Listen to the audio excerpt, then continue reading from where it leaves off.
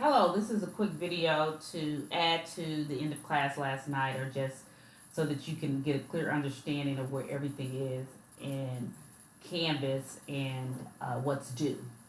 So first, at the end of class, someone did ask me whether um, I normally give these assignments over spring break, and I actually do. If you look at two things, if you look at your syllabus, it is in your syllabus here that the chapter 17 financial analysis in Excel is due March 27th. And also, if you look on the weekly schedule that I hand out, homework would have been the ratio project. We would have had an opportunity to do Excel in class today, but because of snow days, we did not. And therefore, it would have been due here. The ratio project, I would have went over Excel and everything, and then 17 as well. So, but the ratio project itself, you would have done over break, and we would have walked through that, and then I would have covered 17 in more detail. So I had to push 17 up here so that I could put the exam here, and we can start 18. So I don't want you to think it was ill planned and rushed. It was rushed in that I didn't get to cover 17 in its entirety, which I seldom do just because of the timing. 17 is kind of always at a situation where it's a timing issue. So just a couple of things, and I'll try to be quick. If you go to home and you go to announcements, I just added an announcement here regarding everything we did in class. The link to this video will be here along with the notes for the class. So everything in Canvas is under announcements and everything that's due. If you go to modules, let's start with chapter 14. 14 quiz is here. And this is the 14 quiz.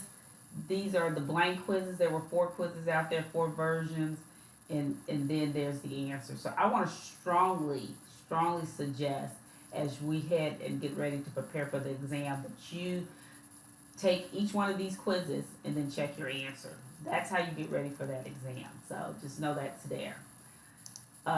Also, I indicated extra credit for Learn Smart. So here's the chapter 14 and 15 Learn Smart. They're worth 2 points extra credit. And then as we move in chapter 17, here is chapter 17 Learn Smart. Interactive presentations, not worth any points. And this is the handout from chapter 17. So if you missed class, there's the handout. And also the notes here, the notes from class from chapter 17. So the completed handout. We did not get to the problem that we were going to do that's attached to your handout, and they are going over the ratios, so it will help you practice those ratios. And here's the answer to 17.4a in the ratios, and notice how the ratios are quoted, so that should be helpful.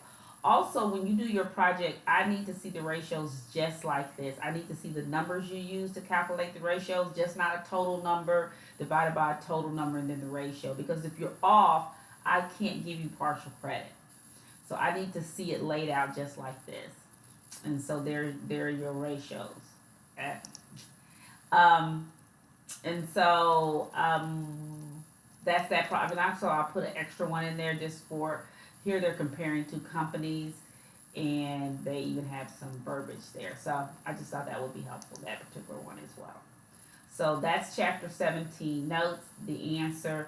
And then go into Connect or through Canvas. If you click on here, here's the need to know, it's worth 5 points. Here's the chapter 17 is worth 10 points. And here's the chapter 17 is worth 10 points. And actually these are due March the 26th, the midnight before class. So I'll change those dates. And here's the chapter 17 PowerPoint. So then if we pull up the project, here's the project. So you have part 1, you want to do a paragraph explaining 2 paragraphs about the business. And not what we generally know. Try to dig in there and find out something different about the business. Here, if you do searches on the internet, you can find the SIC code and the NAICS code, and then the ticker that they use on the stock exchange. Then part 3 is you want to do a comparative income statement using Excel, and then you highlight and just print that section. Same thing with the common size balance sheet. And then here's your ratio analysis. I want you to do these particular ratios. Once again, use the following format. I need to see the numbers that make up your calculation. Show the numbers used, and then give me the ratio. Then I want you to analyze, just using your own, from what you learned in the textbook, about the ratio. Don't explain the ratio, but analyze the ratio. So the turnover is high and favorable. Apple's turnover is 13.6, which exceeds Google's. You don't have to do a comparison, but I do want you to tell me something about it. If for some reason you don't have the necessary numbers to calculate a ratio, depending on the company, don't leave it blank, but tell me why you couldn't calculate it. And then for each ratio, provide that personal analysis as I indicate, based on the ratio. Don't give me the explanation, but interpret the ratio. And like I said, there's examples all throughout the book. And then the last part is to answer these following questions. You got to dig into that financial statement and find these answers. You know, what's their income tax rate? Who's the auditor? There is a auditing statement. There's a statement in there regarding, and that's coming from the auditor, who is the accountant. And so I did fix the dates. If this is due March 27th when you return via printout. If you complete it by March the 19th, you get 10 extra credit points. If you complete it by March the 22nd, you get 5 extra credit points. So that is. And so what I want you to do is when you turn it in to me, I want you to attach the grade sheet that I provided for you. So there's a grade sheet, and that's what I'll do. I'll go through it so you can see the points and where I'm going to assign the points. 70 points, okay? So a couple of things. Here is an example. I don't keep these projects. I grade them and give them back to the students. So I couldn't find any projects to give.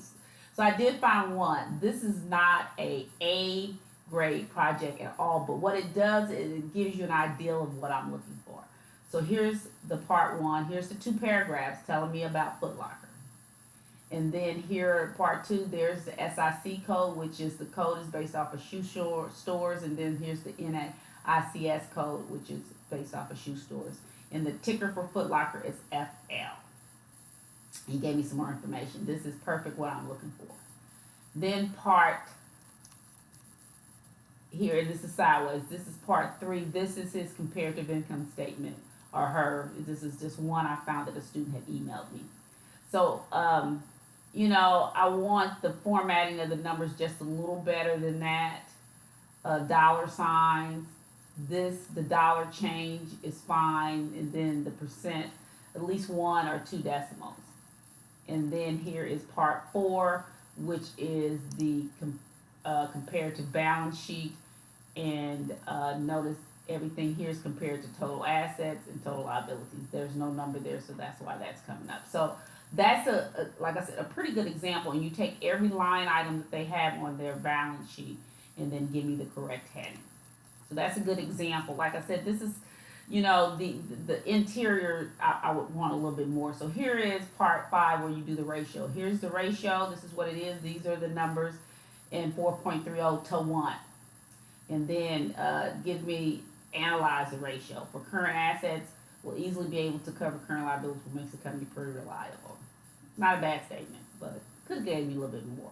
They couldn't do the turnover ratio, and this is why. So remember, when you can't do one of my ratios, I've asked you, you got to tell me why. Foot Locker does not extend credit for retail customers to buy shoes or clothing. Customers use cash, checks, and credit cards.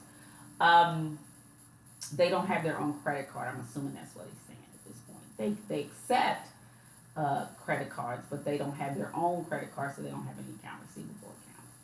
Then inventory turnover and the debt ratio. And notice I don't have there was no explanation for inventory turnover, so that would be an issue. Then the debt ratio, he does analyze that. Instead of showing 0.29%, it should show, multiply your percent when you get done by 100 to get 29%. And then another thing I noted that's important for you to know and understand, that the debt ratio and the equity ratio, they should equal 100%. When you look at that calculation and what calculates it, you'll see why.